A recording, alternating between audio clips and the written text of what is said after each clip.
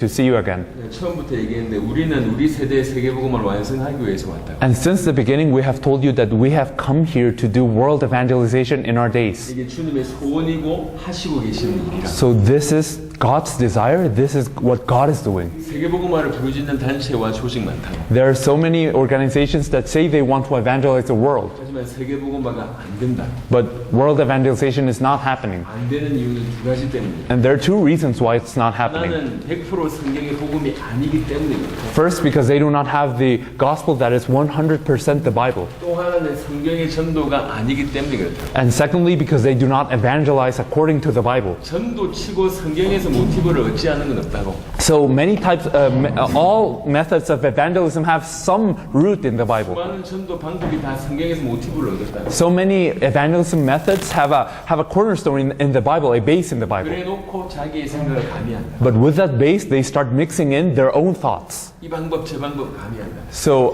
they start to do this method, that method, but it's all mixed in. 그런 이유로 세계복음은 안 된다. And because of this, world evangelization does not happen. 조직이나 단체는 커질 수 있어도 And maybe your organization or institution can grow, 세계복음화는 불가능하다. but you cannot do world evangelization through that. 세계복음화는 100% 성경의 복음 이해야지 가능하고 World evangelization is only possible when it's 100% with the gospel of the Bible 100% 성경의 전도여야지 가능하다. and 100% with the evangelism of the Bible. 성경의 복음과 성경의 전도를 가지고 지난 몇 년 동안에 우리 세대의 세계복음을 완성하고자 하는 완성하고 계시는 그 영상을 지금 이제 보고를 여러분한테 드릴 거예요. And for the last 4 years, we have been running for world evangelization in our days with the gospel 100% of the Bible and evangelism of the Bible. So this is the work that God is doing right now. 우리의 목적은 두 가지라. And we have two intentions to show you this. 하나는 하나님께서 지금 굉장히 빠르게 세계복음화를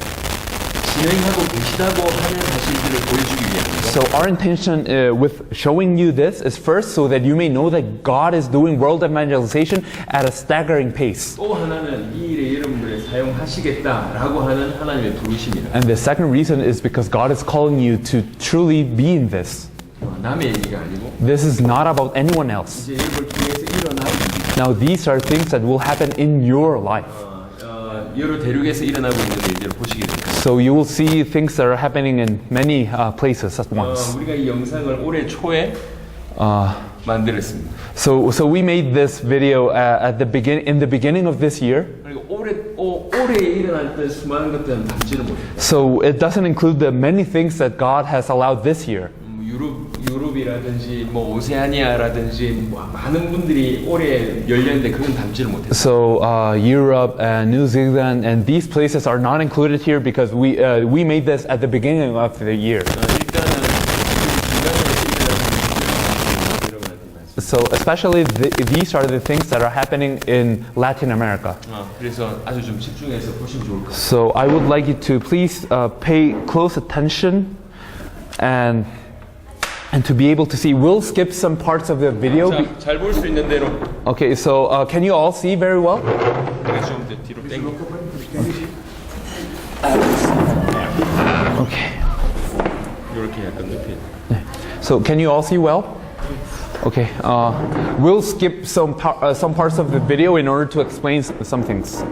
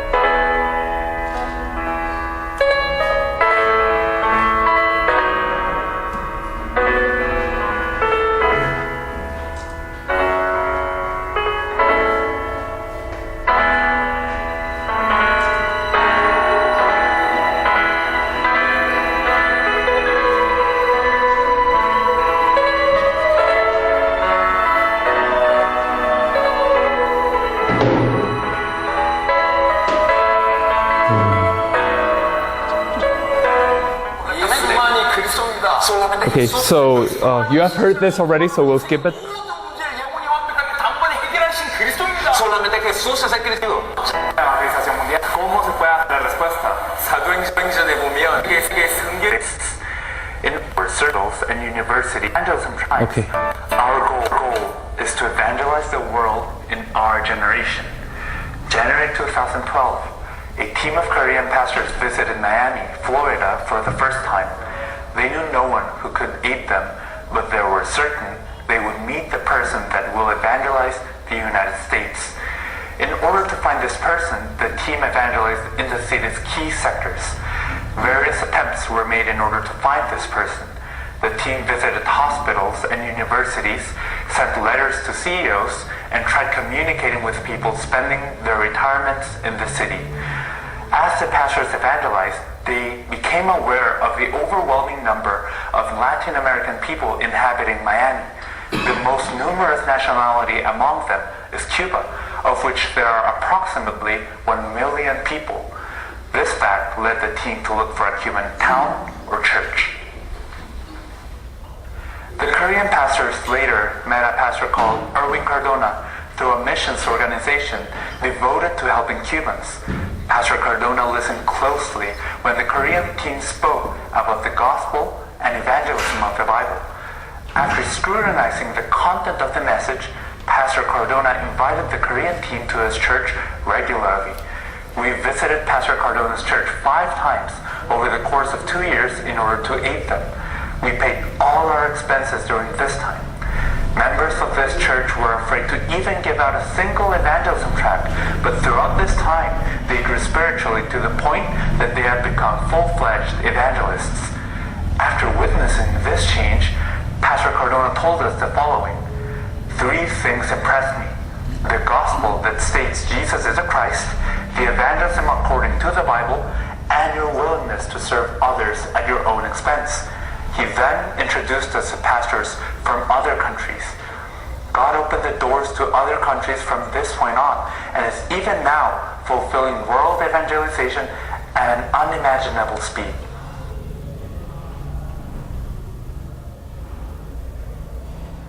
First, God led us to Mexico and Guatemala through Pastor Cardona.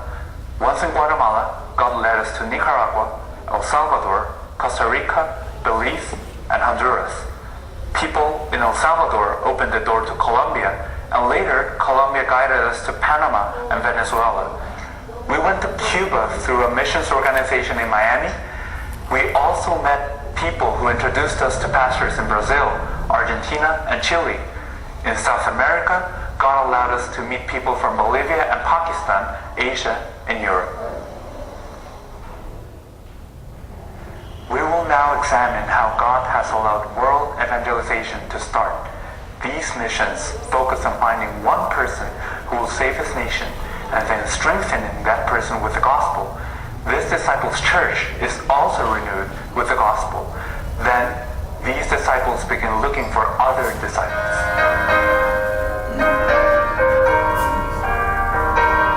The key to evangelizing the world in our generation is to find disciples. God has prepared disciples since the beginning in order to save all nations. We look for this disciple and share with him the gospel and evangelism of the Bible. We also help him so that he may save his country. We employ various methods in order to find this one person. We visit places unknown to us, hold conferences, or speak to people introduced to us. Our aim is to find those who find the answer to their lives upon hearing the gospel of the Bible. We wholly devote ourselves to helping this one person. This is because this one individual will save his region and his nation by finding other disciples. This is the way to rapidly evangelize the world.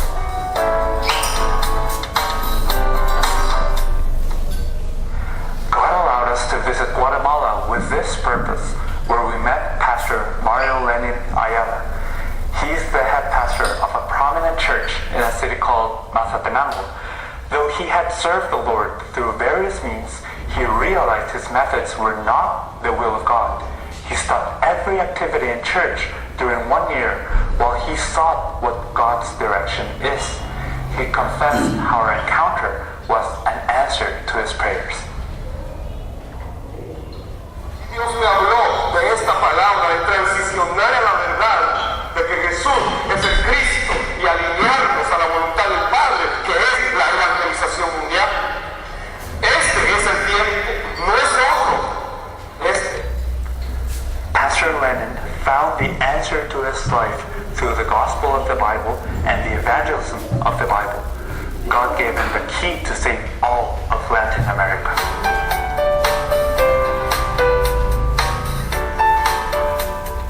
Pastor Lenin from Guatemala truly held onto the covenant of world evangelization and headed to Nicaragua. After holding many conferences, we met Pastor Aníbal. This pastor had planted countless churches during his life, but always felt there was something more. After hearing the gospel of the Bible that states Jesus is a Christ, Pastor Aníbal stated he wanted to save Nicaragua with this gospel. Immediately, he started preaching the gospel to pastors who, like him, had served the Lord during their lives, but were thirsty for God's true answer. Among the people who were completely moved by this gospel were a president of a pastoral council and a seminary professor. Even now, these pastors are sharing this gospel in Nicaragua.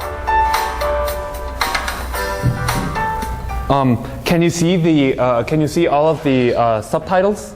Yes, Pastor John, can you see the subtitles? Please grab your drinks so that you will not be distracted later. Anyone? Yes, please go ahead. Okay. Which one you like? Take your bottle. Yes, please take your bottles so that you will not be distracted. This one. I give you this media. One down.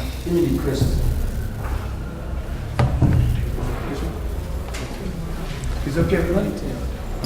Okay, please focus. Pastor Hidalgo is a seminary professor who trained our 500 pastors, bringing them up from when they were non-believers. He participated in our conference in order to learn of new evangelism methods. To his surprise, he felt that he was being evangelized. Though many of his disciples asked his opinion in the conference, Pastor Hidalgo avoided their inquiries in order to focus on the Word of God. Es un poco comprometedor hablar delante de tanto predicador, ¿no? Yo les voy a hablar de mí. Me impactó la frase hacedores de maldad. Allí comenzó mi impacto. Y cuando el predicador estaba anunciando y expresando eso, llegó a mi vida la frase y me hice la pregunta, Señor, ¿qué soy? Seguí escuchando el mensaje y un hermano pastor se me acercó y me dijo, ¿cuándo irán a dar la estrategia? Y yo volteé y le dije, no es una estrategia, te están evangelizando a ti. Y él me dijo, no puede ser. Y le dije, sí, es así. Y le dije a otro pastor, esto no es cuestión de estrategia, es cuestión de revelación. Y me dijo el pastor, entonces Dios te lo reveló, sí, si hacen el llamamiento paso. Y cuando el predicador colombiano, que no sé cómo se llama mi hermano, Enrique, cuando el hermano Enrique, somos tocayos, yo también soy Enrique, Jorge Enrique. Cuando el hermano estaba ministrando, dije, ¿cuándo vas a hacer el llamamiento? Yo estaba sentado atrás y me puse por aquí cerquita, si llama me deslizo de una vez. Claro, somos ruta latina. Voy porque yo creo, durante años estamos llenos de estrategias, estamos llenos de programas, estamos llenos de conciertos, estamos llenos de tantos ensayos que hemos hecho fracasadamente porque nos desviamos del núcleo. Por eso yo me arrepentí ayer y le dije al Señor, Señor, nazco para ti.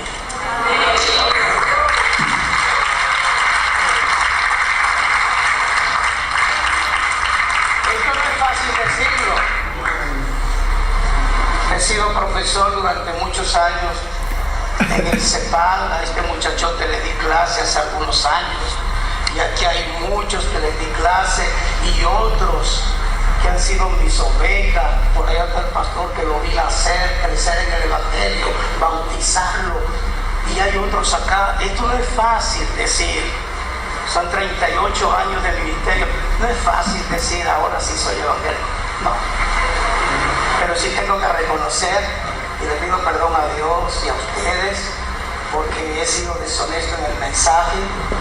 Me llené de tantas cosas, pero bueno es Dios que en la inquietud de mi país, al cual le he dicho al Señor, quiero ser protagonista de este avivamiento, creo que ha llegado un momento oportuno. Venezuela quiere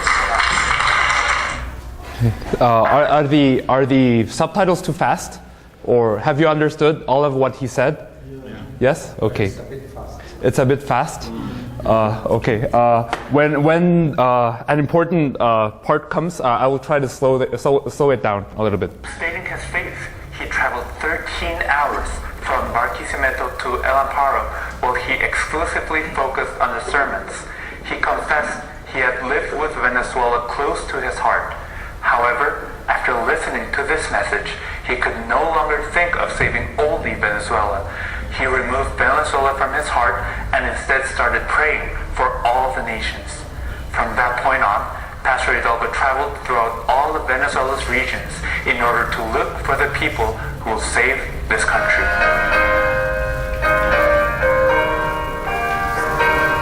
Once a person who will save a country has been found, we help him understand the ministry of world evangelization.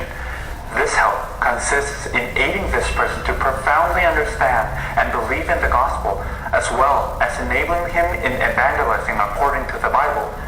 God will evangelize the world within our lifetimes and has called us for this purpose. When disciples become aware of these facts and are raised up, they give everything for world evangelization.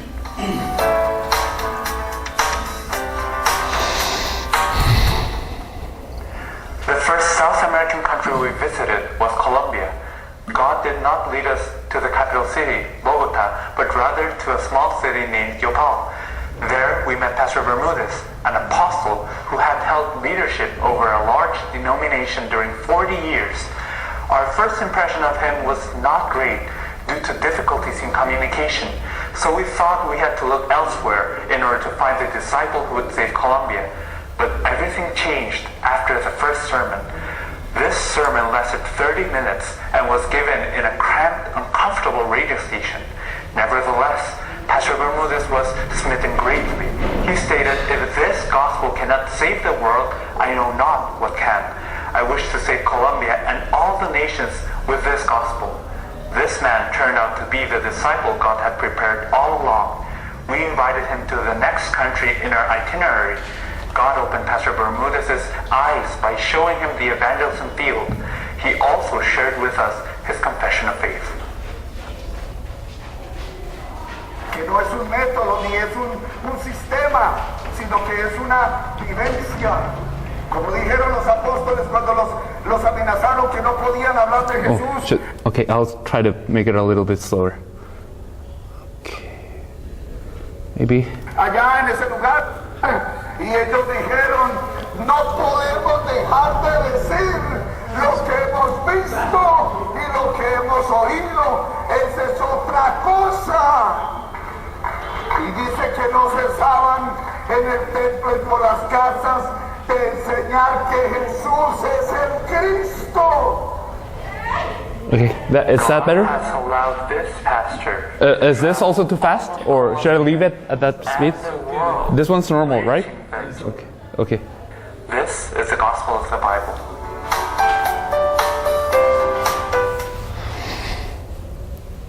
Pastor Rivera worked as a mechanic despite being a pastor. This prevented him from participating in our conferences extensively. However, his wife and children heard our message and were completely transformed. Pastor Rivera wondered how his family changed over the course of a single week when he had tried all his life to change them and had failed. This is how he came to scrutinize our message for 3 days without sleep. At the end of this, he heard the voice of God. Though you have preached about me, you have not preached me. Hace 8 meses algo entró en mi corazón. No lo asimilé porque lo escuché 2 días nada más. Lo escuchó toda la semana mi esposa y mis 2 hijos. Y cuando ellos me dijeron que esto es lo que necesitábamos como iglesia, yo quise indagar. En 3 noches busqué cada versículo del estudio y en la tercera noche estaba yo orando y escuché claramente cuando el Señor me dijo que necesitaba yo predicar de Él.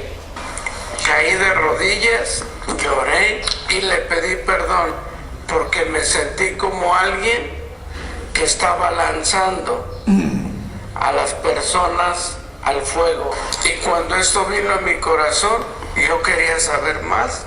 Y fue cuando viajé de México a la ciudad de Guatemala y de El Salvador. Satanás no quería que yo estuviera ahí porque no conseguí boletos. Y me fui en carro, 3,000 kilómetros de ida y 3,000 de venida. Pero cuando yo llegué a El Salvador y Guatemala, yo supe y creí y se me reveló quién era el Cristo. Mi espíritu había cobrado vida y yo quería que todos supieran lo que estaba pasándome y quería remediar lo que no había hecho bien. Que si a muchos les enseñé a Jesús, hoy quería que todo el mundo conociera al Cristo y entendí que ese era el propósito de mi vida, hablar de esto a todo el mundo. Pastor Rivera repented before God, broke it, immersed himself in the gospel. The pastor and his family drove 40 hours from León, Mexico to El Salvador in order to meet us. They traveled with us and saw the many works of God taking place. Having seen all of these works, they were inspired to share the gospel in their region. We will explain God's work upon their church and region later on. Okay, so there are so many people we want to show you, but time is short. So let me emphasize this by saying there are disciples prepared in every nation. Many pastors are doing their pastoral work, but many of them feel powerless. Some of them, I will not show them, but some of them even said, I felt like I had preached everything I can. I have broken my head because I can't find anything else in the Bible to preach. So many pastors are desperate, or so many people are looking for an answer. But if you truly find the person who will react to the gospel, who will truly awaken to the gospel that has God's grace, then these people truly become awake and they start saving all of that region. So we'll move on to the next part because there are so many people that I want to show you. You know this pastor, so I will show you the second part of what he says. Praying for all of the Mexican states and for the workers who will save all. Oh, he's a Mexican pastor, by the way. Y cuando esa revelación vino a mi vida, yo enseñé primero a las personas a creer en Cristo. Algunos se fueron, pensaron que no era la verdad, pero yo sabía que era la verdad. Vi situaciones difíciles, ¿por qué pagamos renta? ¿Por qué hay que pagar el agua? ¿Por qué hay que pagar la luz? Pero ya había escuchado que si yo me aferraba a la promesa, Cristo me iba a sostener. Y aunque mis ojos veían que se iban, mi corazón sabía que estaba en lo correcto. Cuando de 50 quedaron 20, no me importó. Eso estoy hablando de 8 meses. Pero hoy en día somos 70, todos cimentados en la roca. Los enseñé que no es para estar encerrados en la iglesia. Las personas lo entendieron y entonces ahora salimos a los parques a hacer la evangelización mundial. Hacemos una hora fija ahí, que no van a la iglesia, no importa.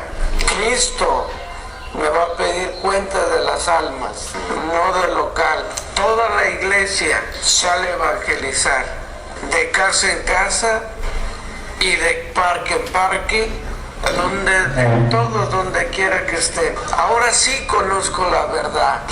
Jesús es el Cristo. Y si ustedes conocen a Cristo, a pesar que ustedes tienen años de cristianos, se darán cuenta que la vida cambia. Porque Cristo es todo. Y eso es como trabajamos en la iglesia, todos comprometidos para la evangelización mundial. Sabemos que Cristo vuelve en nuestros días. Okay, so there are many other examples, but I want to make this clear. When a person truly comes to believe that Jesus is the Christ, as in the case of this pastor, they have no choice but to keep preaching it, because that is life, and life comes out of you, whether you want it or not. And this pastor, he started preaching in his church, but many church members left because they were so used to another message.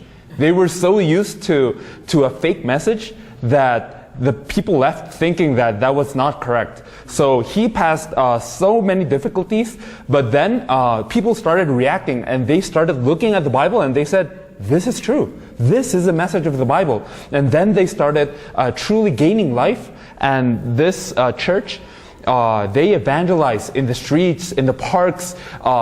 Every Sunday they gather, and after hearing the message, they have lunch, and they just go. They say, oh, you go here, you go here, you go here, you go here, and they evangelized all their regions.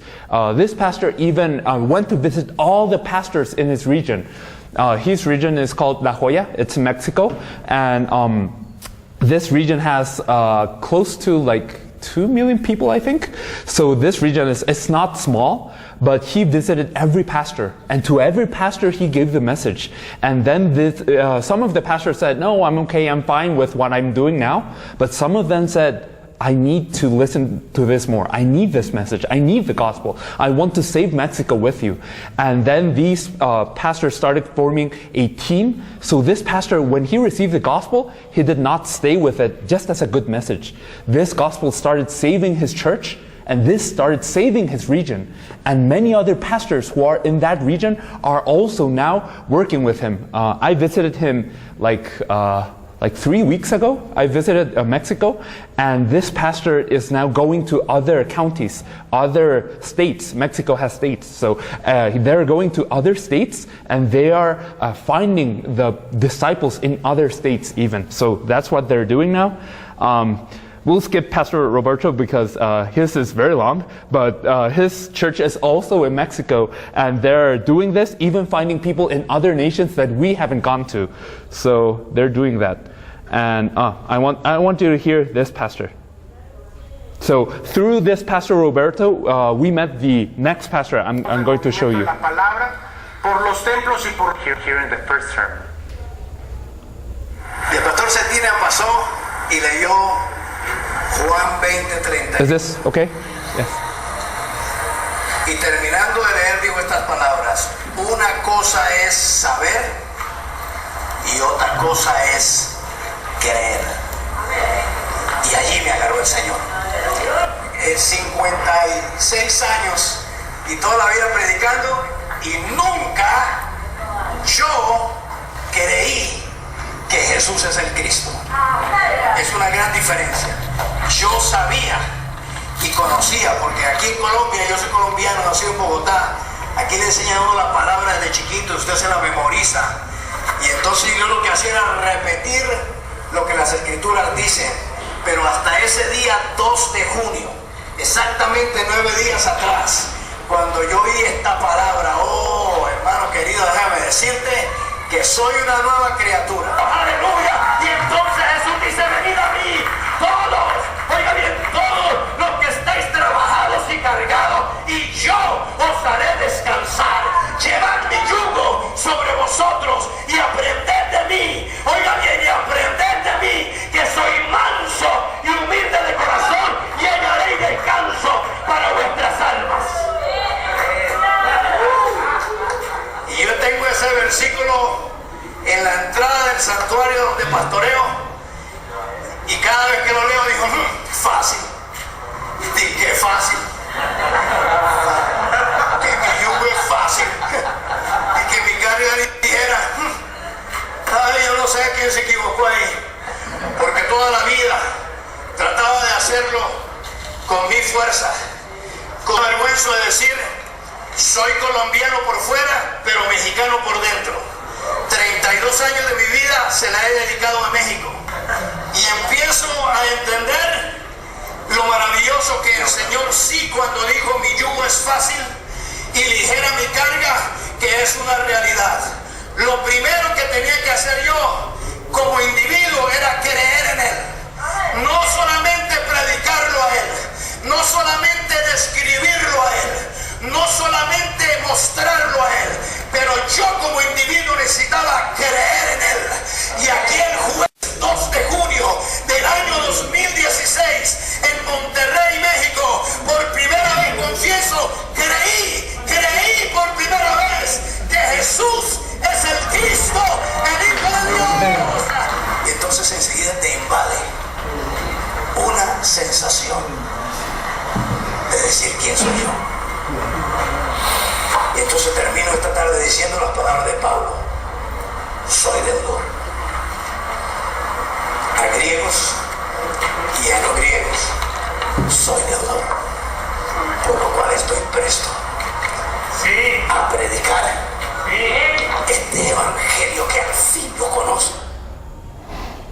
Pastor Hungard preached this gospel to his church right away. His church accepted this message and rose up. During this time, God had given this church a new building free of charge. Despite this being a great answer from God, the members of this church agreed that the gospel of the Bible itself was a greater gift. Naturally, they started evangelizing the people around them. This church does not evangelize in order to invite more people. Rather, they have tasked themselves with saving the region with the gospel. Even now, God is providing answers day after day.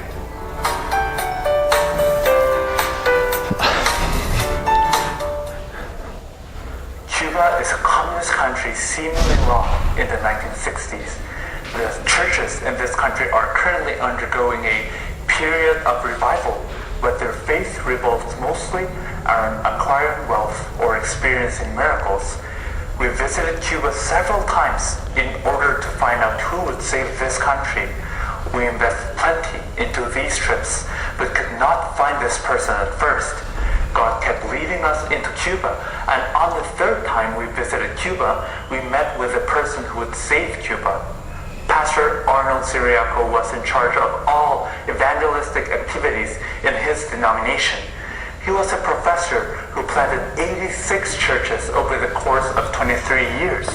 He participated in our conference, hoping to discover new evangelism methods, but was impressed instead. After the first session, he came to us and confessed that he had proclaimed Jesus as Lord and Savior, but never as Christ. He felt like one of the soldiers who had crucified Jesus. After finding the definitive answer to his life in the gospel, Pastor Arnold strove to share the gospel in all of Cuba. He shared this gospel in his church, which caused almost all members of his church to abandon him. Only 8 were left. Pastor Arnold delved into the gospel with these 8 members and also started evangelizing their community as soon as. In 6 months, they had influenced over 500 people and raised up 20 small churches. Pastor Arnold had also shared the gospel of the Bible with pastors he knew. He served anyone without considering their denomination. God allowed His grace to come over many of these pastors. Cuba as a government is wary of institutions uniting. The largest joint meeting of churches in the history of Cuba had encompassed only 10 denominations. Despite this, Pastor Arnold managed to hold a conference with members of 21 denominations. All of these participants agreed that all of Cuba needed to hear this gospel. That is where a national evangelism movement began. We will discuss this in a moment.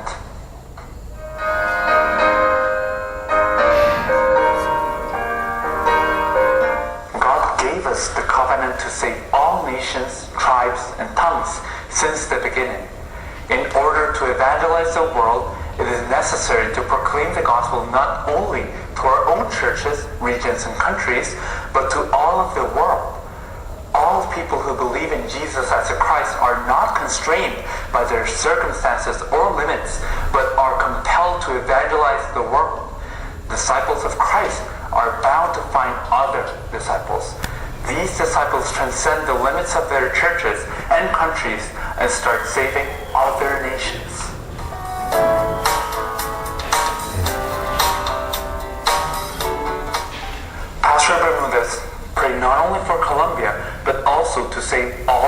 South America. As an answer to this prayer, God allowed him to meet Pastor Orlando Garcia from Venezuela. Pastor Orlando heard this gospel and found the answer to his life. Pastor Orlando is currently preaching the gospel throughout all the 24 states of Venezuela. Our team had tried to find a person who would save Panama to no avail. Pastor Bermudez has preached the gospel in Colombia to the point where he was threatened by the Colombian guerrilla. The pastor had to momentarily be exiled to Panama, but that did not stop him from preaching. This led him to meet Pastor Kelsey and other pastors who are willing to preach the gospel that Jesus is the Christ in all of Panama.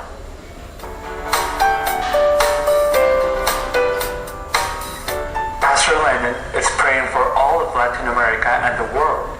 This has caused him to travel with us to Nicaragua, El Salvador, and Costa Rica to look for disciples. He has also traveled independently with his church members to Belize and Honduras. Now, it is not the pastor alone who is doing this work, but each of the church members are praying for all the countries, and they are the ones opening the doors to new countries.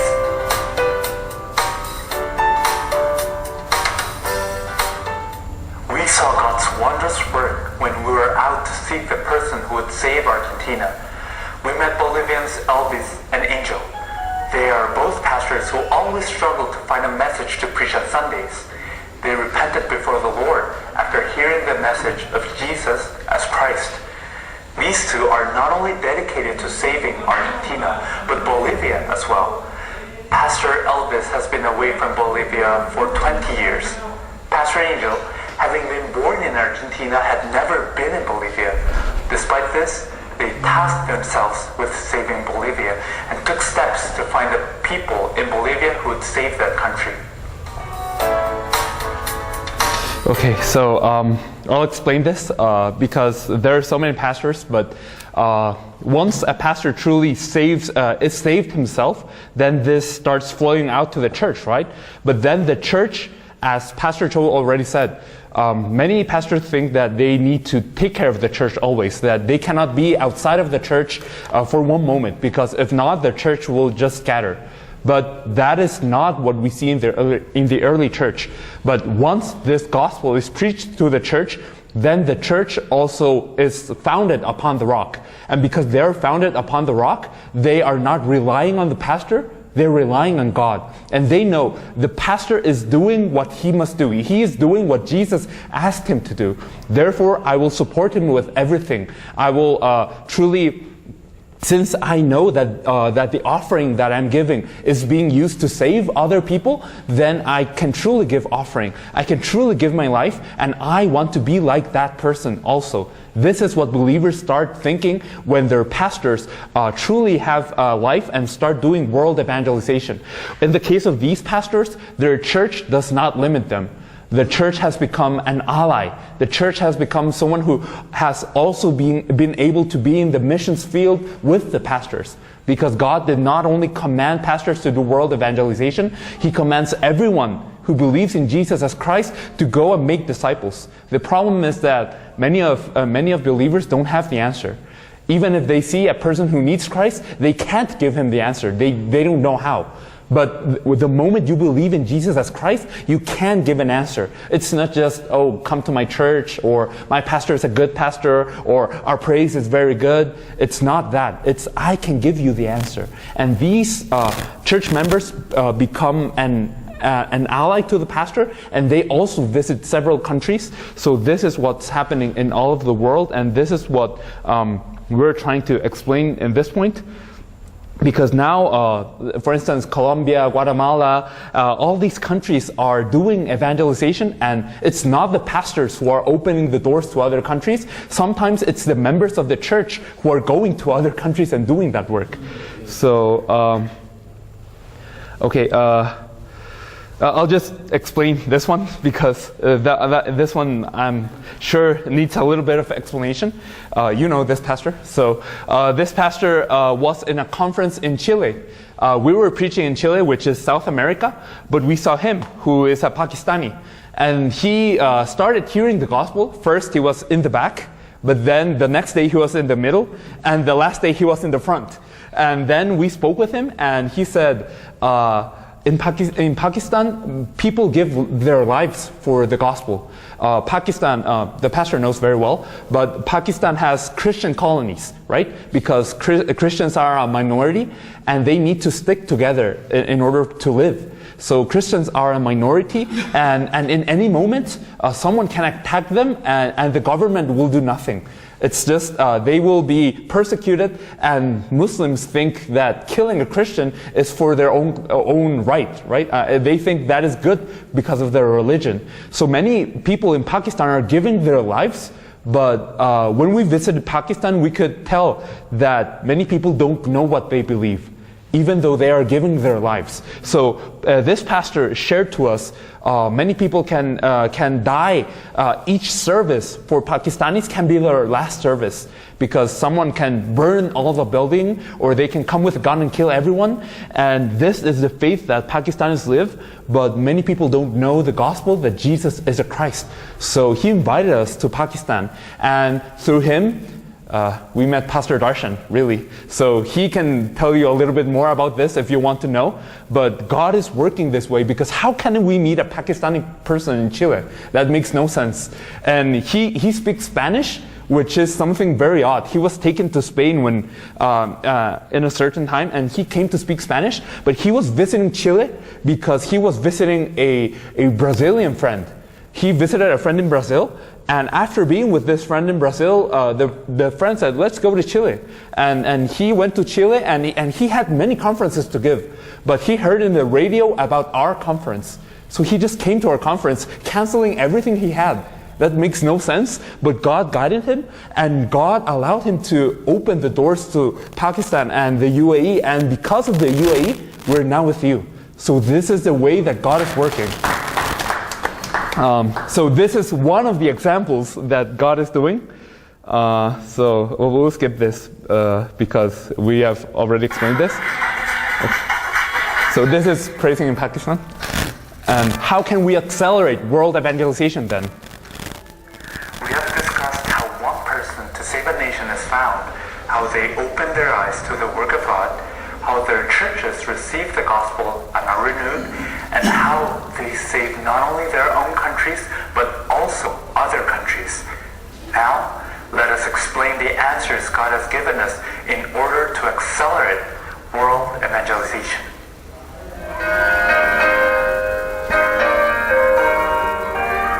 Representatives from each nation gather in order to share the answers God has allowed them, and therefore grow together.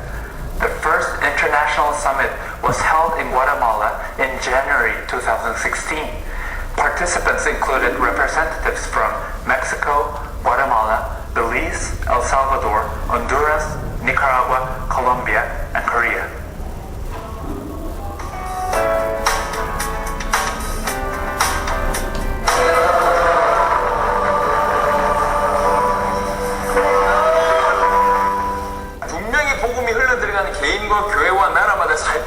Es claro que cada individuo, iglesia y país que recibe este evangelio va a cobrar vida. 저 응답을 어떻게 더 극대화할까? Pero ¿cómo vamos a magnificar esta respuesta? 그게 나라별 포럼의 시작이었습니다. Este fue el inicio para poder hacer este compartir entre 그걸 países. 저와 여러분들이 모여서 시작한 거예요. Nosotros. La noticia, estamos tomados prácticamente por ellos.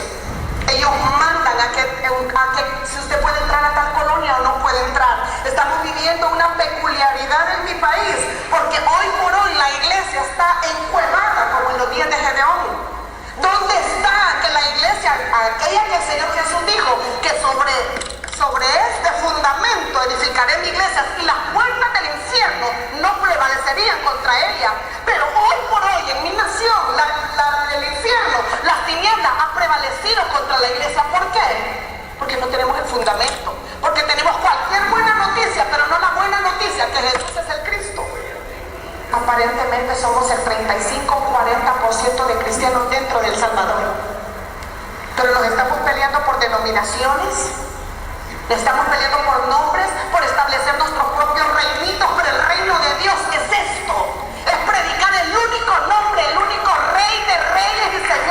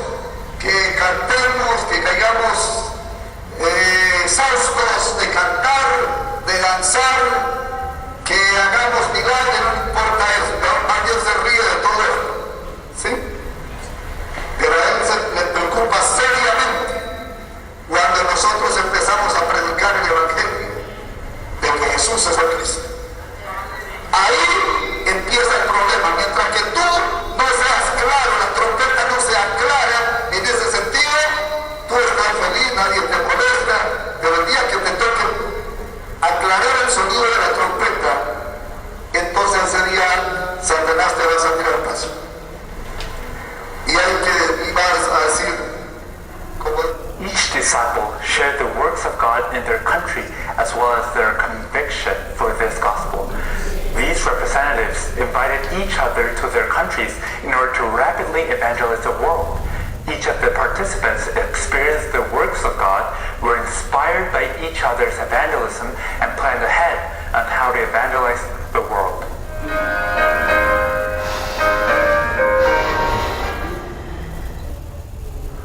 One person is needed to save one country. This principle applies to each region and state as well. It is necessary to find one person who will save each region in a country when all the regions of a country are in some way prepared for us to find a disciple. All the disciples of all countries travel to that country at once. The goal is to find disciples in all the regions, raise them, and help them save their own country. That is the purpose of the national evangelism movement. God allowed this to happen for the first time on February 2016 in Cuba. Representatives from 8 countries visited Cuba, and all of them worked in order to find disciples in all regions. God allowed disciples to be found in all 16 states of Cuba. These disciples were organized into a team that will save Cuba. Okay, please really pay attention to this. No se nos puede olvidar nunca aquel momento en la iglesia donde yo escuché por primera vez el concepto del evangelio, porque me sentí mal por 2 razones. Una, por haber creído incorrectamente tanto tiempo, y 2, por haber enseñado y llevado a tanta gente al supuestamente evangelio equivocadamente. Este texto de Juan 20:31, de que la escritura se nos dejó para que creamos que Jesús es el Cristo, el Hijo del Dios viviente, y para que creyendo en su nombre tengamos vida eterna. A partir de ese momento tuve la seguridad total de ser salvo. Sé que ahora queda una sola cosa por hacer, que es dar nuestra vida para la evangelización mundial. A partir de ese momento tuve la seguridad total. Lo primero que determiné hacer después de esta verdad, ya le dije que fue comunicárselo a la iglesia, porque aunque quiero que toda Cuba sea salva, pude comprender que no es con mucho que se va a salvar. Y entonces empecé a buscar los dignos dentro de la congregación. Is it too fast? Cuando lo encontré, comencé a hacer lo que yo le llamé un modelo de preparación. Y con estos discípulos salimos a recorrer Cuba. Tuvimos oposiciones de muchos pastores. Y esto me hizo volver a Dios y a orar para que me diera una estrategia. Fue entonces cuando comencé solamente a tratar con los pastores. Y así comencé por varias iglesias y varias denominaciones. Estos pastores me llevaron a su presidente de obra. Y mientras comíamos, yo lo único que le hablaba era de la crisis de la iglesia actual. Ellos reconocían que la iglesia estaba cayendo. Y le preguntaba cuál era el método o la forma que iban a usar para que eso no sucediera. Muchos me dijeron que ya no sabían qué hacer. Y yo le dije, no tengo un método ni una forma. Tengo el núcleo de la Biblia. Tengo la forma en que la iglesia primitiva lo hizo. Tengo la razón por la que el Señor añadía a la iglesia lo que debía de ser salvo.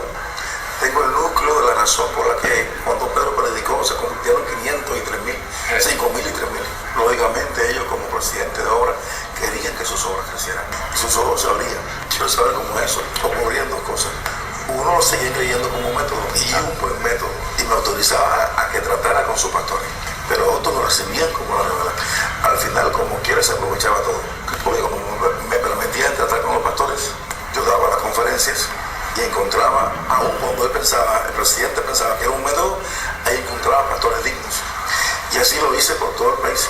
Y luego el segundo recorrido fue para preparar el evento de pastores en Cuba que tienen la revelación de Jesucristo. Hasta ahora hemos tratado con 51 denominaciones y 22 grupos o movimientos independientes. Creo que el 95% de los grupos religiosos han asistido a nuestra conferencia. Y en cada uno de esos grupos y denominaciones hay hombres y pastores dignos. Ya tengo planificado lo que vamos a hacer. Y lo primero que estaremos haciendo es hacer lo que hizo Pablo, establecer ancianos en cada lugar. En este caso sería representantes en cada provincia o departamento. Luego, cada 3 departamentos pondremos a una persona que es la que va a apoyar a esos 3 líderes de esos departamentos. Y entonces en cada departamento estaremos trabajando en 3 áreas. Según la iglesia local nos invita, daremos conferencias en ella. pero nuestro alcance está en los jóvenes, en las mujeres y en el cuerpo ministerial, en el cuerpo pastoral. O sea, volveremos a dar conferencias ya por cada región. Ya están organizados y ya mucha gente nos está esperando. Y es que el Señor siga revelándose a la vida de los que van a escuchar ahora, que escucharon una vez y van a volver a escuchar, o de los que no han escuchado nunca, el Evangelio de que Jesús es Cristo. Ya las demás cosas serán añadidas.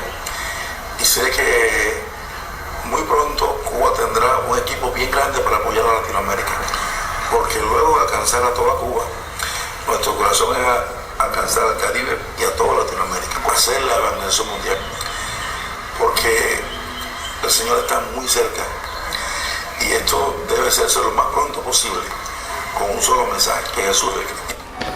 Okay, let me explain this because it may have gone too fast. So this Pastor Arnold, what did he do after receiving the gospel? He started preaching to his church. But after he preached to his church, only 8 members were left because he went in front of the church and he apologized.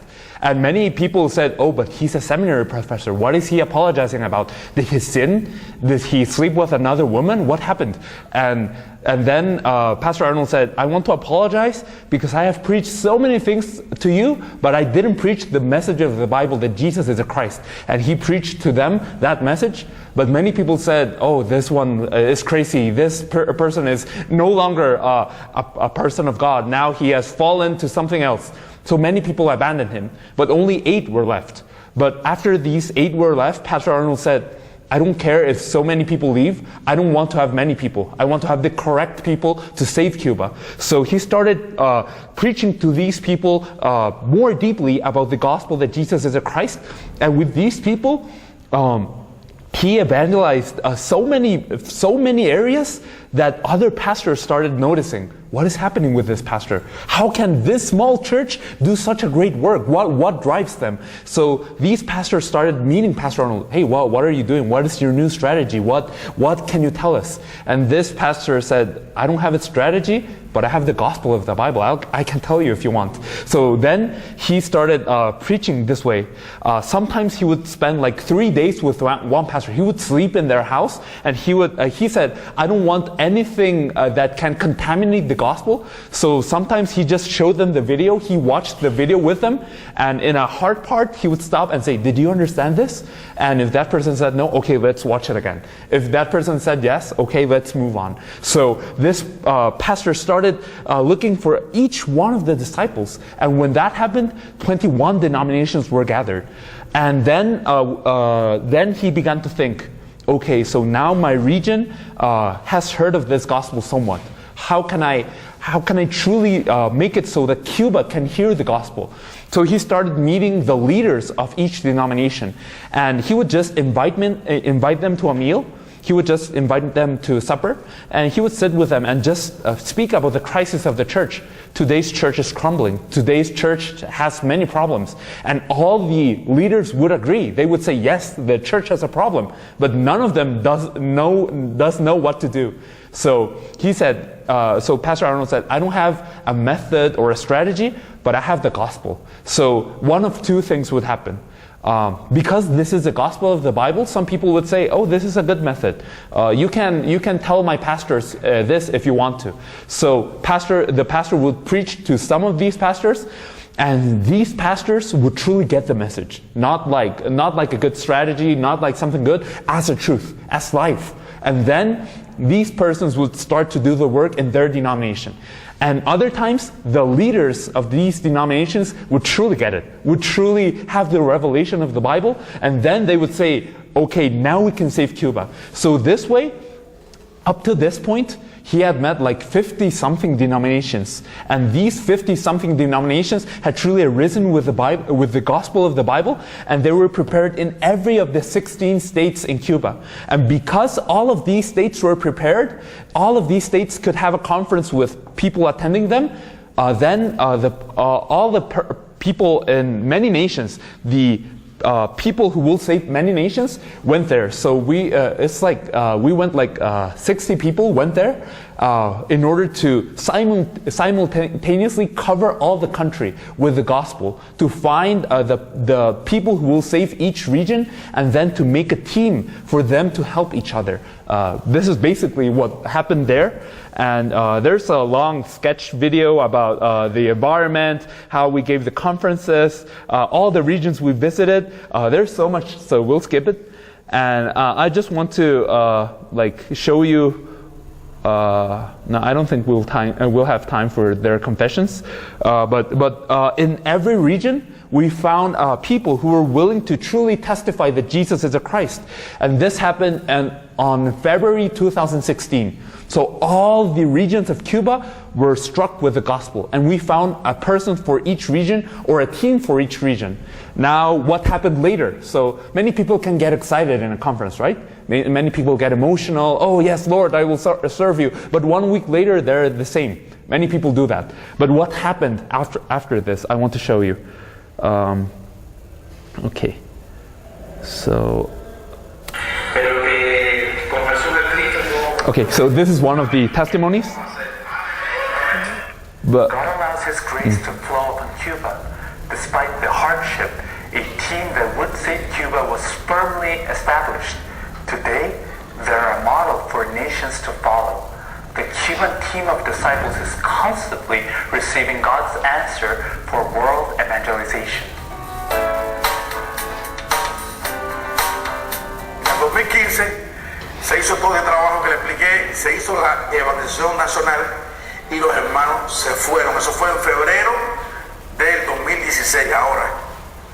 Hasta esta fecha, miren lo que ha ocurrido de febrero del 2016 hasta ahora.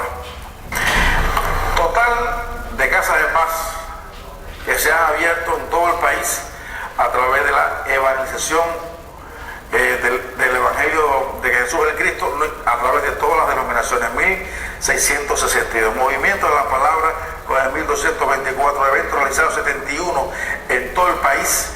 Denominaciones que están trabajando actualmente son 97 denominaciones que están involucradas en estos eventos.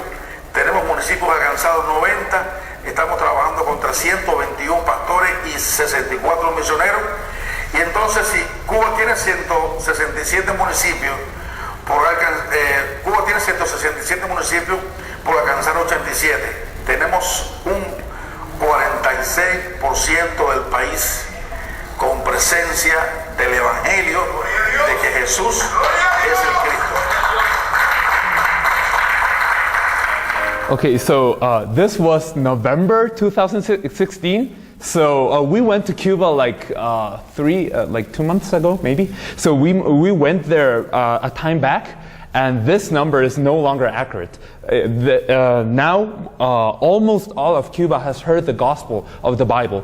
Almost all denominations have heard the gospel, and now Cuba, this team is being persecuted by the government because the government doesn't want a unified body, and they were so surprised because churches tend to fight each other. Churches don't tend to be united, but in Cuba that was the same.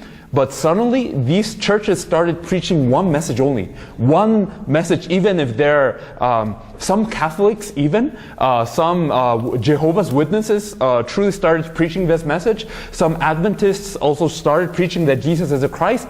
And Baptists, Pentecostals, so many denominations started preaching one message. So the government got so scared that it's now persecuting this group, but this is not stopping. All of Cuba is hearing the gospel that Jesus is the Christ, and some of these people, they live the gospel. Some of these people are illiterate even, but that doesn't stop them. Some of these people don't have money, but that doesn't stop them. One of them is in a wheelchair and he's blind, but that doesn't stop him. All these people have life, and they can share their life. And now all of Cuba, practically all of Cuba, has now heard the gospel. I was surprised because once I was riding a bus in Cuba this last time I went, and we didn't know the directions. So we didn't know the directions and we were lost.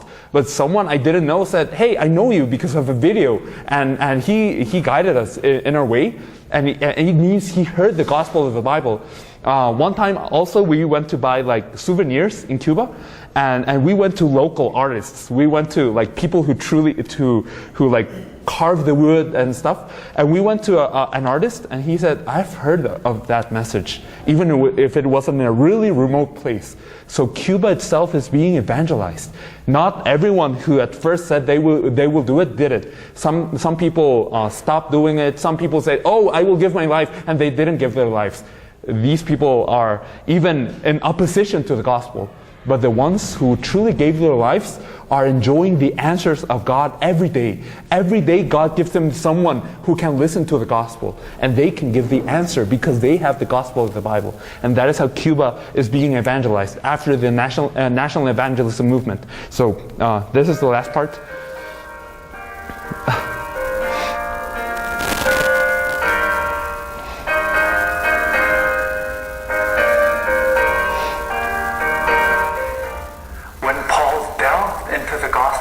Disciples for 2 years in Tyrannus Hall, all of Asia heard the gospel. While the International Summit focuses on the representative pastors for each country, the Tyrannus Conference aims to gather all disciples from all nations so that they may be inspired and grow together in regards to evangelism, while at the same time influencing an entire region with the gospel of the Bible. The first Tyrannus Conference was held in October 2016 in Barquisimeto, Venezuela. Around 400 disciples from Mexico, Colombia, Cuba, Argentina, Guatemala, Korea, and Venezuela participated on the occasion. An important message was proclaimed to all participating disciples. All participants split into teams to evangelize the region. This led to a process of mutual learning and inspiration, as well as confirming the truth of the gospel in their lives. Also, all of the answers God provided in one continent were felt as each person testified of the works of God in their lives. This caused each of our hearts to burn. Cuando los coreanos fueron por primera vez a México, yo tenía una edad como de 13 años. Entonces, la primera vez yo solamente fui porque nunca había visto un coreano y quería ver cómo era uno.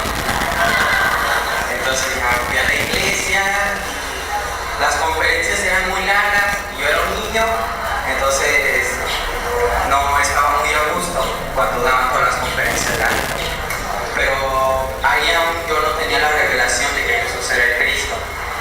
Y pasó tiempo, como un año, y vuelven a ir los coreanos a México. Y recuerdo que el pastor Cho comparte de que Cristo ungió como rey, profeta y sacerdote para hacer Jesús el Cristo. Y que este era el único y verdadero mensaje. Pero yo decía, pero la Biblia tiene muchísimas hojas, muchísimos libros. ¿Cómo va a ser un único mensaje en tantos libros? Entonces nos explicó el pastor Chon cómo iba a ser eso. Lo aprendí y por gloria a Dios se me revela Jesús el Cristo. Y yo haciendo una oración en mi cuarto y diciendo, Señor Jesús, yo sé que tú permitiste a los hermanos de Corea que vinieran a México con un propósito. Y ese propósito es el que tú le reveles a las personas dignas de aquí de México que Jesús es el Cristo. En México, yo estoy estudiando la preparatoria y ahí no se permite mucho en las escuelas, porque son laicas, que se hagan movimientos de la Biblia o algo así. Pero tengo amigos ahí que son de la denominación cristiana. Entonces yo con ellos ahí les empecé a compartir y ellos me dicen, no, es que sí, esto es la verdad. Esto es lo que se tiene que seguir predicando no solamente aquí, en todo el mundo. Entonces ellos dicen, sí, yo quiero seguir escuchando de esto. En clases libres o cuando el maestro falta, en lugar de irnos a jugar, a echar relajo, vamos y nos sentamos en un rincón, somos 8. Y ahí yo les empiezo a compartir de que Jesús es el Cristo.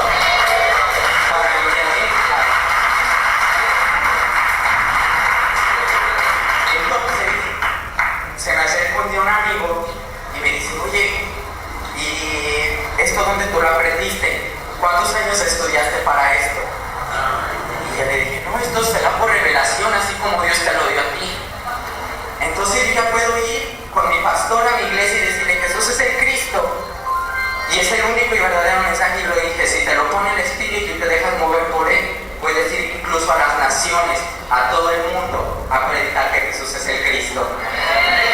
Entonces él con mucho gozo me platica que fue y le dijo a su pastor, y su pastor le dijo que él no creía eso y que él aún era muy joven y le faltaba mucho por aprender.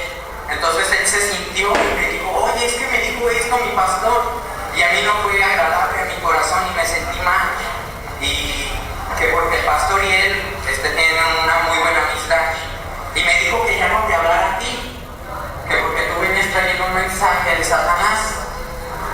Entonces yo le dije, ¿y a quién le vas a creer? ¿A lo que dice un hombre que se para en un púlpito a predicar cosas que no provienen de la palabra de Dios, o a lo que yo sé que se establece en este libro que nos dejó Jesús el Cristo? Entonces él me dice, yo voy a creer en esto y me voy a arriesgar a creer que Jesús es el Cristo. Y él está haciendo unos discípulos en su casa. It was also an opportunity for Barquisimeto and all of Venezuela to rise up as 8 churches and all Venezuelan disciples truly witness God's wonders. Miento porque mi sabiduría es vana. Porque lo estaba haciendo. Okay, so, there are many testimonies here, but I will summarize what happened in the Tyrannus conference. So, in order to accelerate world evangelization, we prayed to God to give us an answer. How can we make world evangelization go faster? How can we truly evangelize the world in our days? So 3 things God gave us as an answer. First was the International Summit, as you saw right here. So the International Summit is about the leading pastors from all countries to come together and to truly share each answer that God has given them in their countries. So when those works of God, those answers of God are being gathered, then each of the nations will not only be challenged, they will grow together. And together, then we can pray and also be directed by God about how to do world evangelization together. Then the pastors who have shared there will invite each other to their countries and truly expand world evangelization faster. The second point is a national evangelism movement, which you have seen in Cuba.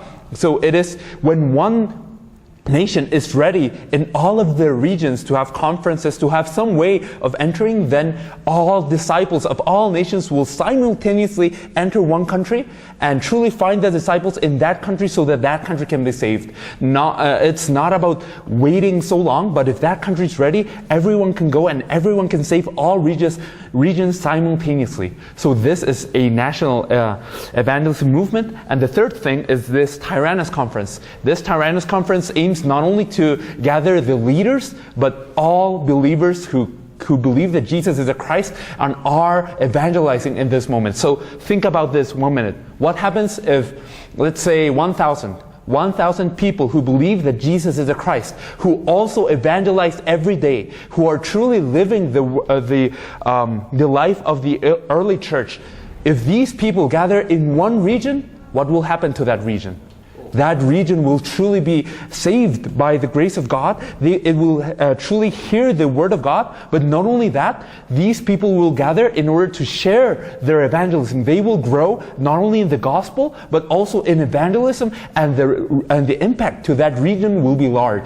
This is basically what happened here in this region, in Barquisimeto, Venezuela. So many people went here, and you saw that young student, right? It's not only for pastors, but even these young students are sharing the gospel, and they shared house to everyone they met in the street. So regions are being changed. But what happens if it's not 1,000 people? What happens if it's 10,000? What happens if it's 100,000? In time, if all these people go to a place, then they will be able to save all that place, and they will be able to evangelize even whole countries like this. So these are the answers we're currently having because of the grace of God. So there is a little bit more to see, but you have all these videos in your USB already. So what I want to tell you is why are we bringing you this report? As Pastor Cho said, our mission is not to boast. We're not doing this to say, oh, our missions or our ministry is great. We're not trying to say this. We're trying to say this is what God is doing. We have done nothing. We only tried to obey God's word. We only believed in the gospel, and we only went. And God did everything else. But the thing is, this is what God is doing at an accelerated pace. This took only like 5 years, or 4 or 5 years. This has risen up, and all of Latin America is now rising up. And now God has led us to Asia, to Europe, to Africa right now. And this is what will happen in all of your lives if you truly believe that Jesus is the Christ. So since this is the future of those who believe that Jesus is the Christ, God will use you in the same way to save a nation. And not only one nation, to save truly many nations, to save the entire world. Now it's up to you. Can you truly believe in this gospel? Even after all the evidence that you have had, if you can believe this, then this is the answer that will happen in your life. And we truly hope that Uganda and Kenya and all nations of Africa and all nations can truly be saved this way. Amen? Okay.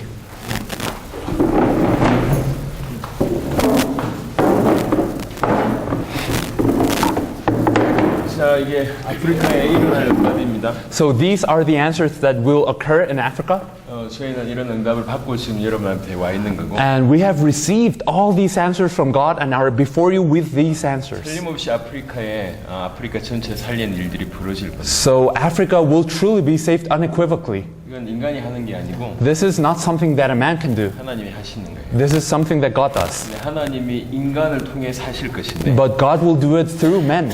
그 통로가 사실은 제자들입니다. And truly the vessels for this work of God are disciples. 그래서 각 나라의 제자들을 하나님께서 찾고 계시고. So God is making each disciple from each nation rise up. 그들을 통해서 복음으로 이렇게 하나 되는 일이 벌어지고 있습니다. And He's making them one with the gospel. 여러분이 보신 동영상은 주로 중남미에서 일어났던 응답을 얘기합니다. And the video you saw right now is mostly about Latin America. 지금 이건 한 단계 더 발전돼서 모든 대륙이 이제 연결되고 있습니다. But now each continent is open.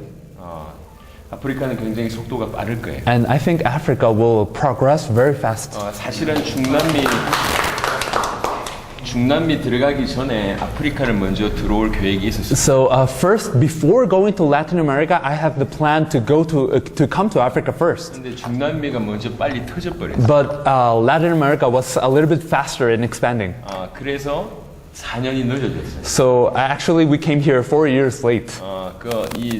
그런 마음으로 아프리카를 하나님께서 급하게 준비하시기 위해서 좀 딜레이 시키셨구나 이런 생각도 듭니다. So I also think God may have delayed those 4 years for Africa to be prepared. 이런 일이 여러분에게 그대로 일어날 거예요. But these things will happen in each of your lives. 이건 조직이나 단체가 아닙니다. This is not an organization or an institution. It's not a movement. God is working so that He may finish world evangelization. And God is calling you to this place. 저희는 여러 나라 들어가서 실패한 경우들이 많아요. And there are many cases in which we have failed in some countries. 여러 나라에 가서 여러 번 갔지만 제자를 못 찾았던 그런 경우들이 있어요. There are cases in which we have visited a country many times, but we have not found the disciple. 예를 들면 브라질이 그렇고요. For instance, Brazil, 파나마가 그렇고, Panama, 칠레가 그렇고, Chile can be counted. 어떤 경우에는 2번, 어떤 경우는 3번이 들어가는데도 불구하고 찾지 못했습니다. Sometimes we have gone there 2 times or 3 times, and we have not found a disciple who reacts to the gospel. 우리는 이번에 케냐, 우간다 한 번씩 들어갔어요. And we have visited Kenya and Uganda once. 네, 2분을 보니까 아프리카에 살겠다는 생각이 들었어요. But seeing both of you, I think Africa can be saved. 이번 사역은 개인적으로 너무 허무탄사해요. So personally, I'm very satisfied with this missions trip. 이제 여러분하고 이 일을 같이 하기를 원합니다. And I desire to do this work with all of you. 특별히 존 목사님 중심에서 우리 에코파이 목사님하고 케냐와 우간다뿐만 아니라 아프리카 실제로 살리는 일들을 감당하게 되길 바라고. Especially, I truly desire for Pastor John to take the center along with Pastor Ekopai, and so that you may save not only Kenya and Uganda, but also all of Africa. 다르시안 목사님뿐만 아니라 저희도 뒤에서 도울 거고요. So not only Pastor Darshan will help you, we will try to support you. 콜을 통해 또 나이지리아가 열리기를. And I truly hope that through Pastor Paul, Nigeria may be open to the gospel as well. 짧은 시간에 여러분하고 깊이 이런 것들 나누게 돼서 너무 감사합니다. So I'm very thankful that in this brief time we have shared this deeply. 사실 케냐에서는 이런 시간을 못 가졌어요. We had no time to do this in Kenya. 이제 하나님께서 또 우간다에 이런 시간을 갖게 하셨습니다. But I'm thankful to God because He has allowed this time in Uganda. 대충의 흐름을 여러분 보셨습니다. So now you have seen, or you have a basic idea of how this flows. 복음을 들으셨고, You have heard the gospel. 그다음에 지금 진행되고 있는 당대 세계 복음을 보셨습니다. You have seen how world evangelization is taking place. 이제 중요한 건 그 내용을 채우는 일입니다. And now you must fill one by one. You must be filled with each one of those details. 목사들의 가장 큰 단점, One of the worst traits of a pastor, 가장 치명적인 단점, or one of the most critical mistakes a pastor can make, 참고한다. is to simply take it as a reference, 감을 잡는. or to simply just have the main idea and nothing 나 else. 저거 알아. Oh, I know that. 요 정도 생각 안 해. That's most pastors think this way. 그래가지고 메시지 대충 정리해가지고 얘기합니다. So when they give the message, it's very general. 사람들이 모를 땐 그게 통해요. So when people don't know the content, then that might work. 하지만 이거는 단순한 그런 얘기가 아니에요. But this is not about that. 여러분 케냐와 우간다 안에도 굉장히 뛰어난 사람들이 많아요. In Kenya and Uganda, there are so many great people.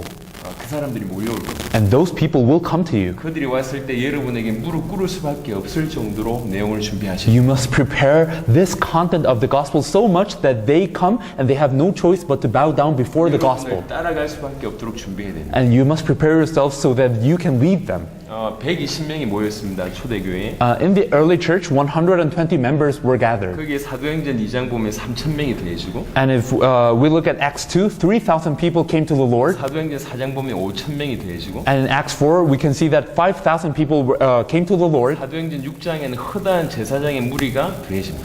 And we can see in Acts 6 that a great amount of priests were obeying the faith. 120명 소수인데. So 120 people is not that much. 이거에 몇십 배, 몇백 배가 갑자기 더해져요. But there was a crowd coming in 10 times more than them, 1,000 times more than them. 근데 무슨 일이 벌어졌냐? But what happened? 이 더해지는 멤버들이 120명의 색깔을 다 따라갔다.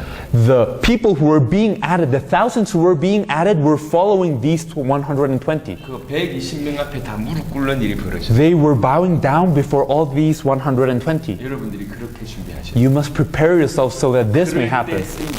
And then you can be used by God. 저희가 여러분에게 USB를 그냥 드린 게 아니에요. We have not just given you the USB so that you can have them. 정말 깊이 소화하시고 You must truly absorb this message. 복음 아닌 다른 건 다 버리세요. And you must discard everything that is not the gospel. 계속 듣고 찾고 여러분 걸로 만. You must listen. You must seek the gospel and make this gospel your gospel. 그렇게 준비될 때 우간다와 하나님께서 아프리카를 여러분 손에 맡깁니다. And when you're prepared this way, God will entrust Kenya and Uganda to you. 우리는 이론가가 아닙니다. We're not theorists. 이론가가 아님을 여러분한테 지금 보여드렸어요. And we have shown you this is not a theory. 우리는 이런 얘기를 먼저 하지 않습니다. We do not speak of this first. 우리가 대단한 일을 했다 이런 얘기를 먼저 하지 않습니다. We don't want to tell you, oh, we did great things. 복음을 전합니다. We just preach the gospel. 알아듣는 사람들에게만 And we just tell this to the people who understand. 여러분이 그런 사람입니다. And I hope you are these people. 여러분하고 정말로 아프리카를 살리겠다. And I hope to truly save Africa alongside all of you. 할렐루야. Hallelujah. 자, 우리 에코파이 어디셨는지. Pastor Ekopai, what do you think of all of this? 너무 위대합니다. This is basically the calling of the church. 이게 교회 성명입니다. We have left it for too long. 이것을 너무 오랫동안 못했습니다. And maybe shared things that we believed which were wrong. 그리고 또 틀린 것들도 많이 나눈 것 같습니다. The last 2 years we have been shifted. 지난 2년 동안 우리는 그런 변화가 일어났습니다. We were praying we got support. 정말 어떤 지원을 위해 이렇게 계속 그런 We seemed 도움을 to be 위해 a lone voice. 이렇게 계속 기도했고 그냥 우리 혼자만 이렇게 하고 있나라는 생각을 했습니다. Listening to you the first time, 근데 이렇게 처음 여러분의 메시지를 들었을 때 I thought I felt inside me. 제 안에 느꼈습니다. The answer to our prayer was you. 정말 여러분들이 우리의 기도 응답이다라는 것을 느꼈습니다. Not that our eyes were completely open.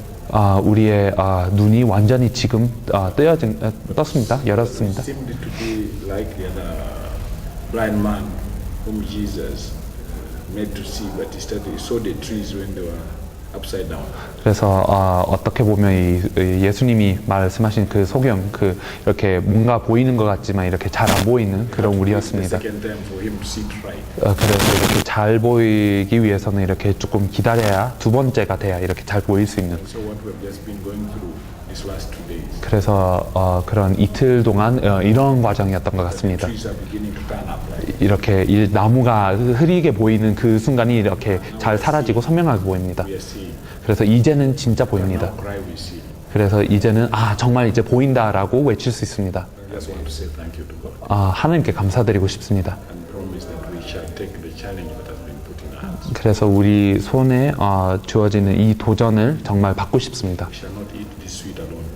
그래서 이런 거를 혼자 먹지 않겠습니다. We shall share this with 이 알곡을 전하겠습니다. for anybody who cares to share it. 그리고 정말 이렇게 전하는 자마다 We shall give a bit of it to him. 이렇게 전하고자 하는 자마다 드리겠습니다. That is on our pledge. 그래서 우리에게 온 이 양식을 전하겠습니다. We are confident that the one who brought you here 그래서 정말 이 신뢰가 됩니다. will help us. 정말 여러분을 데려오신 그분이 우리를 도우실 거라고 믿습니다. To do his will. To do his will. 그분의 뜻을 행하겠습니다. In this season. 지금 이 날에 Because I believe this is the season. 이게 때인 것 같습니다. 아멘. 아멘. 저는 이게 굉장히 소망이 있는 게 And I truly have a hope. 여러분이 젊다는 거예요. I can truly hope very well because all of you are very young. 이번에 집회할 때 제가 느꼈어요. And during the conference, I felt this. 정말 젊은 분들이 많구나. There are so many young pastors. 그게 희망인 것 같아요. And I had high hopes because of this. 앞으로 목사님은 아프리카와 세계 전역으로 뛰게 되실 겁니다. So, Pastor Ekopa, you must go to all of Africa and all of the world. 여러분들 중에는 케냐를, 우간다를 책임질 뿐만 아니라 또 동시에 아프리카와 세계를 뛰실 분들이 나올 겁니다. And there are some people among you who must be responsible for Uganda and all of Africa and all of the world. 같이 준비하세요. And you must prepare. 우간다와 아프리카에 아무도 모릅니다. So in Uganda and Africa, nobody knows the gospel now. 유일하게 여러분만 지금 알고. Right now, only you know the gospel. 여러분들이 정말로 제대로만 인도를 받으면. So if you're guided correctly by God, 여러분의 배경 상관없이. it doesn't matter what your background is. 여러분의 경제 상관없이. It doesn't matter what your financial state 여러분의 is. 학력 상관없이. Your education doesn't really matter. 하나님 쓰십니다. God will use you. 저희는 그런 걸 너무 많이 봐왔습니다. And we have seen that so many times. 다음에 아프리카 올 때는 다른 나라에서 여러분 뵙길 바랍니다. And when we come to Africa next time, we hope to see you in another country. 오케이. 자, 오늘 저녁 8시 반에 식사가 있고요. So, supper's at 8:30. 내일 우리 다르샨하고 조원이 마무리를 잘 하시고. Tomorrow, Pastor Darshan and Pastor John will conclude the conference lessons. 자, 우리 단체 사진 찍고 나머지는 내려가시고. Let us take a group picture and then you can go down. 우리 존하고 에코파인, 그다음에 다르샨, 폴 이렇게 좀 남아주시고. And I would like Pastor Ekopai, Pastor John, Pastor Paul, and Pastor Darshan to remain. Okay. Okay. Let's take.